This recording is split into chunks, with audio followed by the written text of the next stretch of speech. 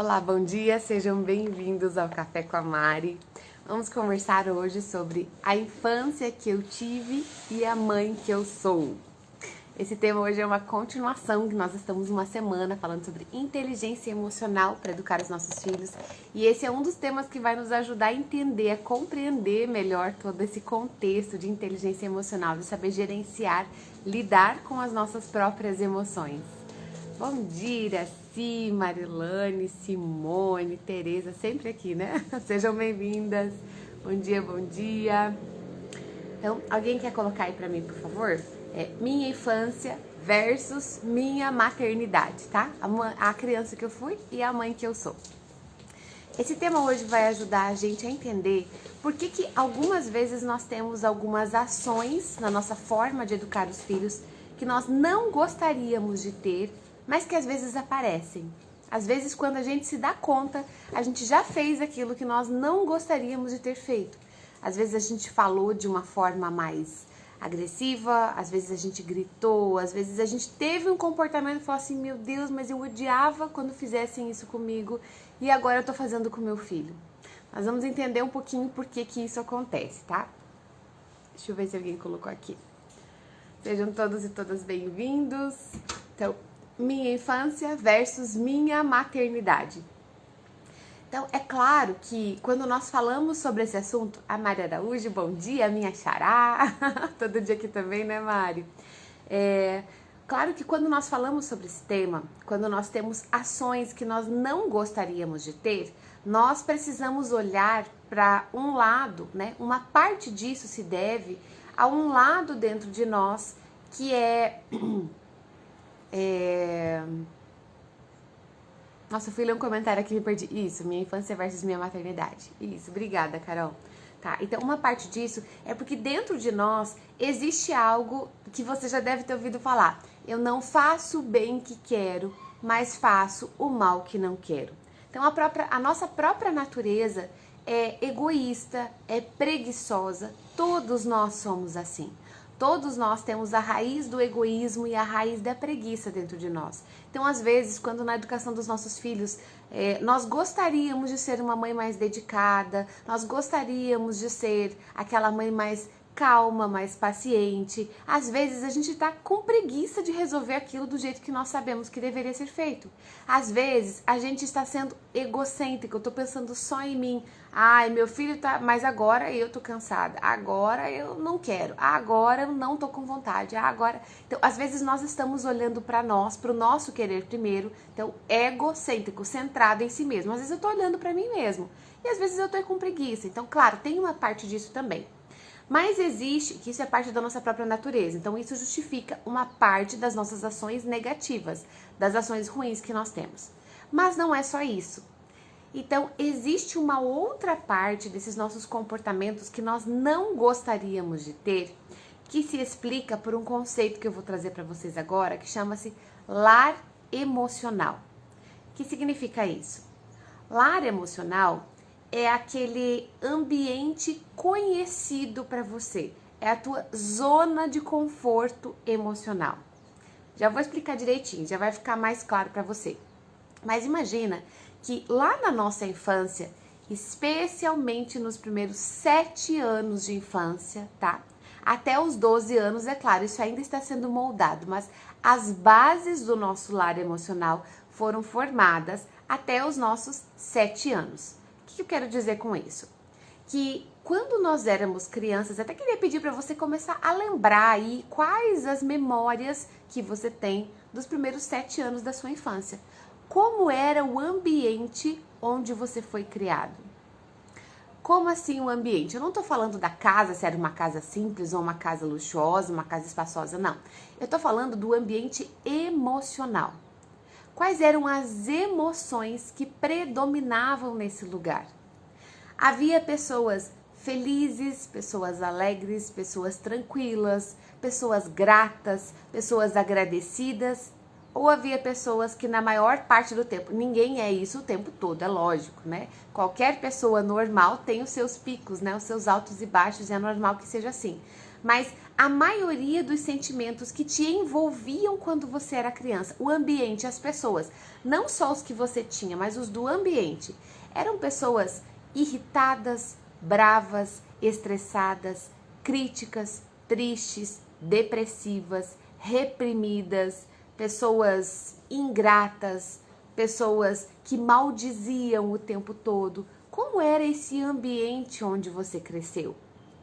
Por que eu tô te perguntando isso? Porque olhar para isso pode nos dar alguma informação sobre o nosso lar emocional. Significa que quando você cresceu nesse ambiente, você cresceu acostumado a esses sentimentos, tá? Então você cresceu estando tranquilo, estando confortável dentro desse ambiente, porque o nosso lar, por mais que não seja o melhor do mundo, por mais que não seja o mais bonito, o mais rico, o mais luxuoso do mundo, é o nosso lar. Você já deve ter sentido essa sensação. Esses dias a gente teve alguns dias fora, né? Nós fomos no feriado, né, do dia 12 de outubro. Teve aniversário do meu pai, era meu aniversário também, então a gente foi lá para a cidade do meu pai pra gente reunir com a família. E aí nós acabamos ficando, acho que deu 4, 5 dias fora, né? Entre ida e volta, uns 4 dias fora.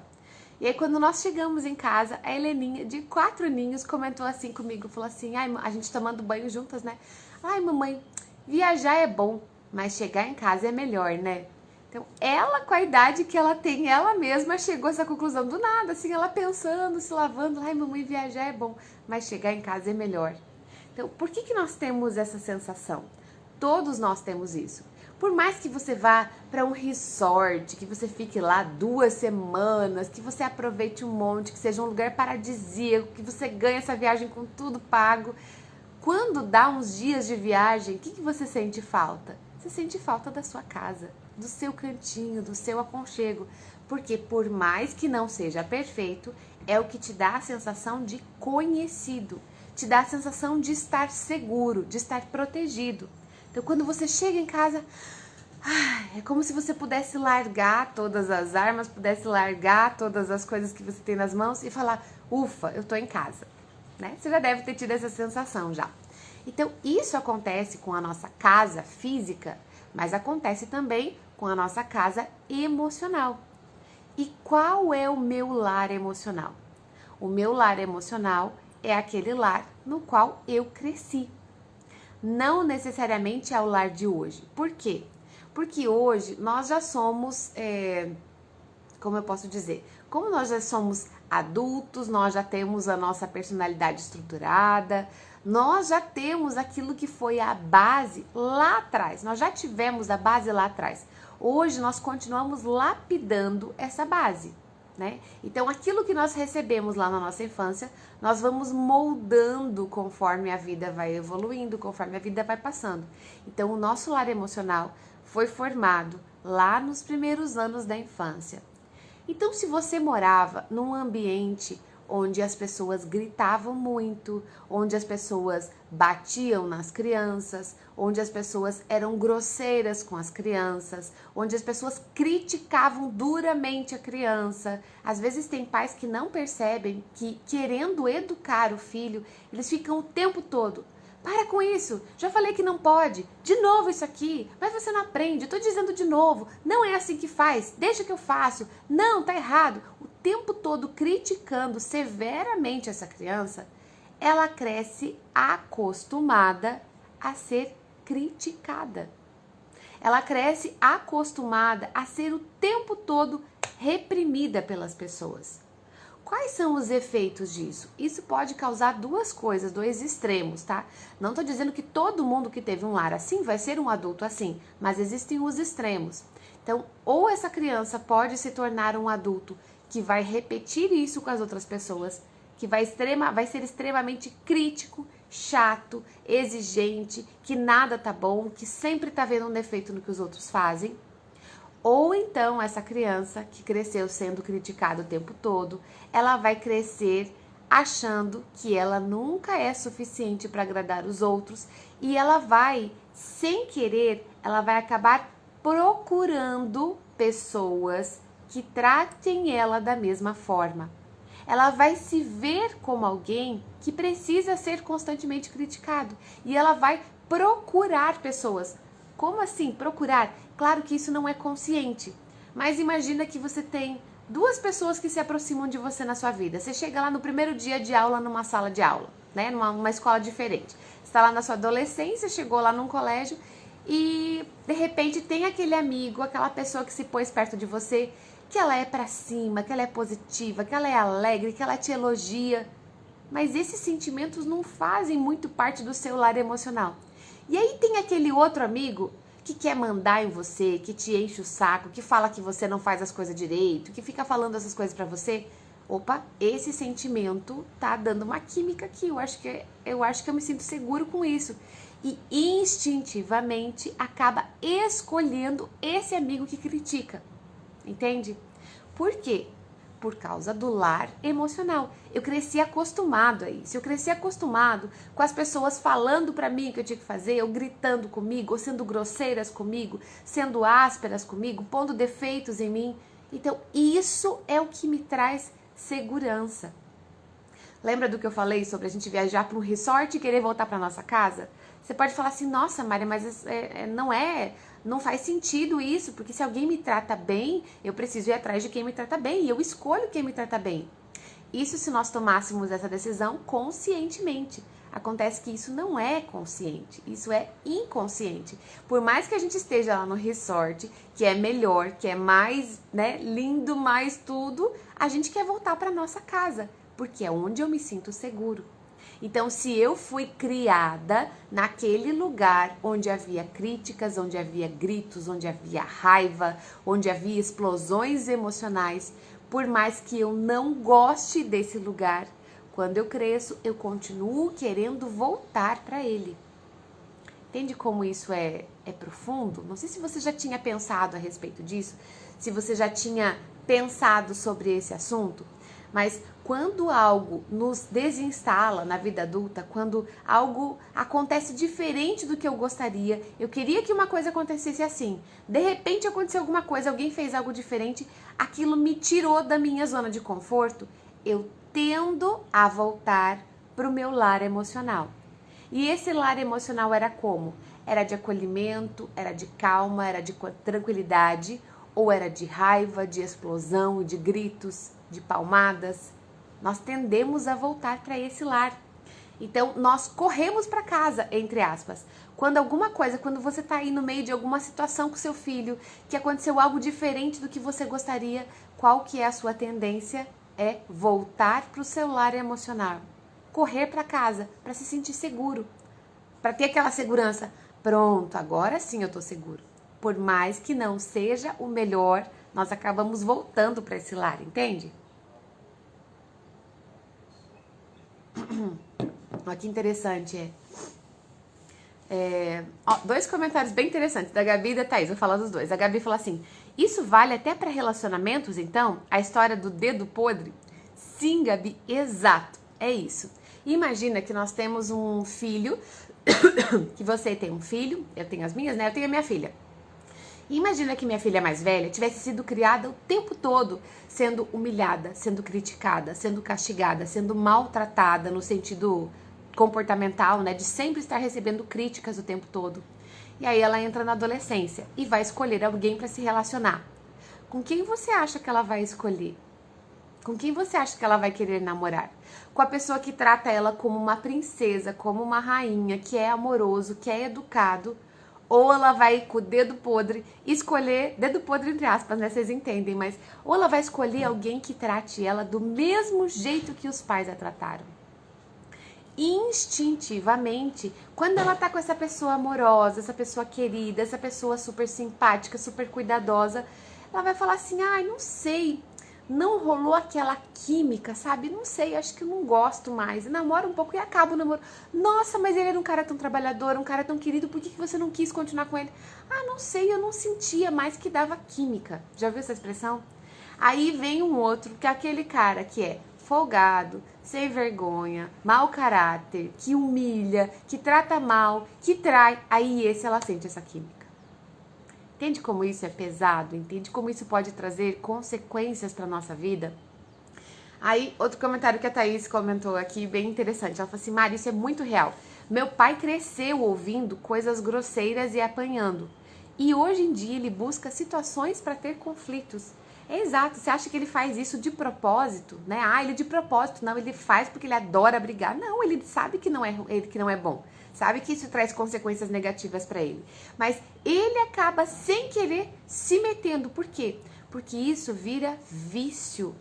Vira um vício emocional. Você fica viciado naquela emoção, viciado naquele sentimento. Nós viciamos em sentimentos. Eu não sei se você já ouviu essa expressão. Essa semana, eu e meu esposo, ele estava assistindo um programa de alguma coisa na televisão e eu passei na frente da televisão. Acho que eu estava no sofá respondendo uns stories e estava ouvindo aqui, né? E o programa falava sobre esses programas de aventura, né? E contando um caso de um rapaz, de um pai de família de 30 e poucos anos, que ele era viciado em esportes radicais, né? Começou fazendo escalada, foi indo, aí começou a fazer rapel, descer de cachoeira, saltar de paraquedas, e de repente ele estava fazendo umas modalidades ultra perigosas, né? E cada vez mais ele queria aquela adrenalina. Adrenalina, que é um hormônio que é descarregado no nosso corpo quando a gente está numa situação de medo, né? Quando você está com medo, vem aquela descarga de adrenalina que dilata sua pupila, acelera seu coração e te põe para correr. Só que essa adrenalina, ela também vicia. E esse pai de família, desde a adolescência, ele fazia esses esportes radicais e cada vez ele precisava de algo mais perigoso para ele se sentir, né, animado, excitado, cheio de adrenalina. E ele foi indo, até que ele começou a praticar um negócio lá, eu não lembro o nome agora, não vou lembrar, né? Talvez alguém até tenha assistido. Mas ele usava um macacão especial, como se tivesse asas, assim. Eles subiam nas encostas, nos picos, nas montanhas e saltavam de lá. E aí ele ia planando com aquele macacão, com aquela roupa, até ele chegar no chão. Então, assim, sem paraquedas, sem nada, sabe? Eles iam planando, né? Então, passando pelo meio das montanhas ali, então é uma coisa assim extremamente perigosa. É considerado o esporte radical mais perigoso do mundo. E numa dessas escaladas, uma pedra acabou se soltando, ele subindo a montanha para ele descer depois, uma pedra acabou se soltando, bateu nele, ele caiu e acabou morrendo. Então, quando eu assisti aquela notícia, aquilo me impactou muito, assim, eu falo, gente, como pode o vício numa emoção ser tão extremo? E às vezes nós temos esses vícios, nós somos viciados nesses ambientes de críticas, ambientes de violência, ambiente de gritaria, ambiente de agressividade, de cobrança, e às vezes a gente não se dá conta. Esse pai de família não se deu conta, ele deixou uma esposa e um filho, ele não se deu conta quando o vício foi tomando conta dele. Quer dizer, cada vez ele precisava mais, agora já não adiantava pular de paraquedas porque ele já era muito fácil para ele precisava de mais. E nós vamos alimentando esses vícios dentro de nós se nós não prestarmos atenção. Nós precisamos identificar isso. Claro que tudo isso que eu tô falando aqui não é pra gente olhar pra trás, e não quero que você faça isso e jamais faça isso, olhar pra sua infância e falar assim, nossa, mas os meus pais eram bem assim, Mari, eles gritavam comigo, eles batiam em mim, eles viviam irritados, viviam estressados, e hoje eu não consigo fazer diferente, quando eu vejo eu tô fazendo tudo igual com os meus filhos. Né? Aquilo que a gente falava, eu nunca quero fazer isso com os meus filhos. Quando você se vê fazendo, você volta lá e fala, é porque os meus pais. Então agora a Mari falou que é porque os meus pais faziam isso comigo, agora eu sou viciada nisso. Nós não estamos aqui para julgar os nossos pais, de forma alguma, porque eles deram para nós muito mais do que eles receberam dos pais deles, certamente. Se nós fôssemos perguntar, se você hoje fosse perguntar para o seu pai, para sua mãe, certamente na infância deles, eles tiveram um tratamento ainda mais agressivo. Eles tiveram comportamentos na infância deles que foi ainda mais intenso do que eles tiveram conosco. Então, eles deram o melhor que puderam dentro da situação que eles tinham, dentro do conhecimento que eles tinham. Então, tudo isso que eu estou falando aqui não é pra gente culpar os nossos pais ou apontar o dedo para eles. Mas é para que a gente tenha consciência do porquê, às vezes, alguns comportamentos que nós temos são tão difíceis de serem mudados, porque eles acabam se tornando vícios dentro de nós. A gente vicia em ficar irritado, A gente vicia em gritar com as crianças, a gente vicia em ser grosseiro com as pessoas. E sem querer, quando você percebe, é como se você falasse, não, eu vou tentar não gritar mais com meu filho, eu vou tentar não ser mais agressiva com ele, eu vou tentar e vou parar, né? Tô assistindo as lives da Mari e vou parar com isso. Você fala, vou parar. Aí hoje passa um dia bem, aí amanhã passa outro dia, aí vai chegando o terceiro dia, vai ficando mais difícil, de repente quando vem o quarto dia explode tudo aquilo que estava dentro de você. Por que isso acontece? Porque é como se você estivesse naquela síndrome de abstinência. Sabe uma pessoa que é viciada no álcool e ela resolve ficar sem, ou ela tenta ir para uma clínica de recuperação? Ela começa a ter sintomas físicos, ela tem calafrios, ela tem suor, ela tem febre, ela tem agonia, ela tem nervosismo, porque ela precisa alimentar aquele vício, porque o corpo dela está acostumado com aquela substância química. Isso vale para drogas, isso vale para álcool, para outras coisas. Isso acontece também com os sentimentos. Por quê? Porque os sentimentos provocam descargas de hormônios dentro de nós. Quando a gente está tranquila, a gente está de bem, quando você fez um exercício que relaxou o seu corpo, nós temos uma descarga de endorfina, por exemplo. E essa endorfina, ela é uma substância química que vem e que também pode nos viciar. Só que isso não é um vício ruim, é um vício bom, porque nos traz consequências boas, então é bom. Agora, existem situações, quando nós vivemos essas situações de estresse, de cobrança, de gritaria, de ingratidão em casa, de críticas constantes, nós viciamos nas substâncias que elas produzem em nós. E quando passa muito tempo sem sentir isso, é como se o nosso corpo pedisse por aquilo. Olha, vai lá e arruma uma briga, ou vai lá e acha um motivo para gritar com seu filho, acha um motivo para estressar com alguém porque eu tô precisando daquela química. Nosso corpo sente isso. Tem uma história que eu lembro que ela ilustra bem isso aqui. Tinha uma vez uma esposa que ela falou assim pro marido dela, falou, amor, vamos chamar minha mãe aqui em casa hoje à noite pra jantar, vou fazer aquele peixe lá que a gente faz. Aí então tá, vamos fazer o peixe. Chamou a mãe dela e na hora que tava preparando o peixe, o marido viu que ela cortava a cabeça do peixe fora. Ele perguntou e falou assim, amor, eu vejo que toda vez que você vai fazer esse peixe, você corta a cabeça do peixe fora pra assar ele. E não precisa, eu sempre faço com a cabeça. Ela falou assim, não, tem que cortar a cabeça fora, claro. Ele falou, ué, mas eu sempre fiz sem, né? Eu sempre faço com a cabeça e você corta a cabeça fora. Ela falou assim, ó, na verdade, quem me ensinou a preparar assim foi a minha mãe. Então vamos aproveitar que ela vem aqui hoje à noite e vamos perguntar pra ela. Aí chegou a noite, né? Chegou o esposo e perguntou pra sogra. Falou assim, escuta, sogra, hoje eu tava vendo que ela tava fazendo peixe e ela corta a cabeça toda vez a mesma coisa. E eu perguntei pra ela por que ela cortava. Ela falou assim, porque foi minha mãe que me ensinou assim.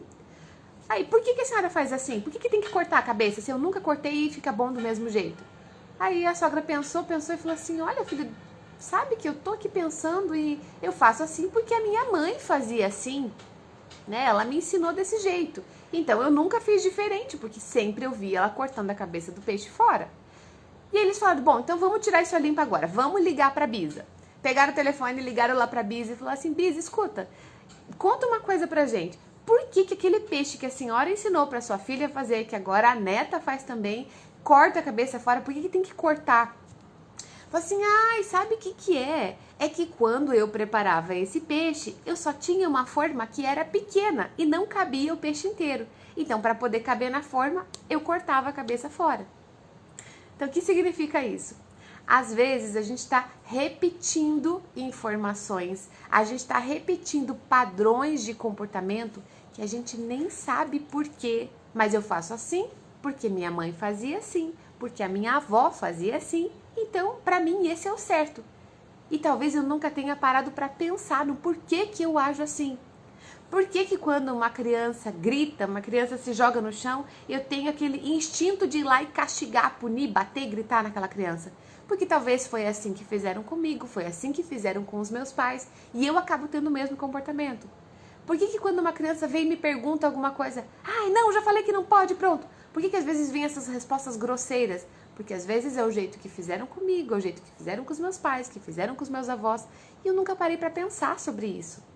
Mas nós precisamos nos lembrar que hoje nós não somos mais aquela criancinha. Quando nós éramos crianças, a gente acolhia e recebia tudo igual como se nós fôssemos uma esponjinha. Mas hoje nós não precisamos continuar fazendo a mesma coisa. Bom, você já deu nosso horário já. Mas quando a gente cresce, quando nós somos adultos, quando nós somos maduros, nós temos a possibilidade de mudar esses comportamentos. É claro que sim.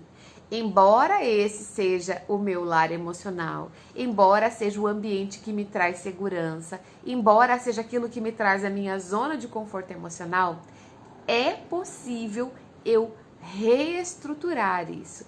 É possível eu me acostumar com um novo jeito. Mas é claro que isso vai exigir dedicação. Vai exigir aí um empenho, um gasto de energia. E é por isso que muitas vezes é tão desafiador para nós mudar certos comportamentos. Você entende? Aquilo, talvez agora eu falando, você consiga associar coisas que você vivia na sua infância e que hoje você repete e fala assim, meu Deus, mas é o meu pai que tá falando aqui. Eu tô fazendo igualzinho meu pai. Tô fazendo igualzinho a minha mãe. Coisas que você não queria repetir. Por quê? Porque estão lá no seu lar emocional. Então, o que a gente pode fazer a respeito disso? Essa live de hoje é parte de uma sequência, né? Então, quem não viu é de segunda, é de terça, volta lá. Nós vamos continuar falando amanhã ainda sobre esse assunto. E sexta-feira eu vou abrir para perguntas para vocês, tá? Mas todo esse conteúdo aqui, eles são pequenos pedacinhos de um conteúdo que está dentro de uma Masterclass, que é a Masterclass de Inteligência Emocional para Mães. Quem já comprou e já assistiu aí? Conta aí pra mim. Eu já assisti. Não quero saber quem comprou, quero saber quem assistiu. Quem já assistiu essa aula que eu falo sobre vícios emocionais, sobre inteligência emocional para pais e mães. E lá nessa aula eu ensino algumas técnicas pra gente reprogramar isso, pra gente mudar lá no nosso cérebro essa informação do que eu quero considerar como normal ou não. O que é comum pra mim ou não. Tem como a gente mudar isso? Tem como mudar isso. Eu já recebi dezenas de depoimentos de mães, né, me contando que assistiram essa aula, que estão aplicando a técnica que eu ensino lá e que estão tendo bons resultados, mesmo achando que não iam conseguir, né? Então, lá nessa Masterclass tem umas ferramentas muito bacanas que dá para vocês aplicarem. A Thaís, eu já assisti as 5, são 5 Masterclass. Tem uma sobre paciência, sobre obediência, sobre birras, sobre como criar os filhos saudáveis emocionalmente e uma sobre inteligência emocional para mães, que é nessa de inteligência emocional para mães que eu falo sobre os vícios emocionais, tá? Vale a pena comprar o combo, claro, né? Quando você compra as 5 palestras, cada uma é R$19,90. Se você compra as 5 juntas, você paga 4 e ganha uma, tá? Então vale a pena você adquirir o combo. Mas se você quiser adquirir só essa de inteligência emocional, vou deixar depois nos stories para vocês o link para vocês arrastarem para cima ou lá na minha bio, tá? Você clica lá no link da minha bio aqui do Instagram, o perfil do Instagram, clica lá naquela linha azulzinha lá e vai aparecer lá Masterclass, combo Masterclass, alguma coisa assim. Daí você entra lá na página, tá bom? Então, ó, as 5 são perfeitas, a Mari falando. Que bom que vocês assistiram, gente, eu fico tão feliz. Porque, ó, a pior coisa é quando você vai, prepara um conteúdo, pega... Lá eu fiz aquela mega aula, preparei um conteúdo todo cheio de informações e tal. E aí daí as pessoas não assistem. Como assim, né? Tem muita gente que fala, ai, Mari, eu comprei e não assisti ainda. Ah, mas aí não dá, tem que assistir, viu? Eu desafio vocês a assistirem todas e depois me contarem, tá bom? Quero saber o que vocês acham depois. A Isis, querida, o dia realmente só começa depois do café com a Mari. Que bom, Isis, que bom. Fico feliz que você já esteja aí na sua rotina. Realmente, Mari, quando a gente tem dificuldades na infância, quando a gente traz esses traumas, é difícil a gente ter bons relacionamentos com a família. Difícil, mas não impossível, né? Lembre-se, ninguém tá aqui na condição de julgar pai e mãe. Nós estamos aqui para honrar os nossos pais, aceitar que eles deram o melhor que podiam e a partir disso nós vamos assumir a responsabilidade. Agora nós somos adultos, nós não somos crianças mais. Então agora, a partir de agora, eu assumo o que eu quero fazer para educar o meu filho.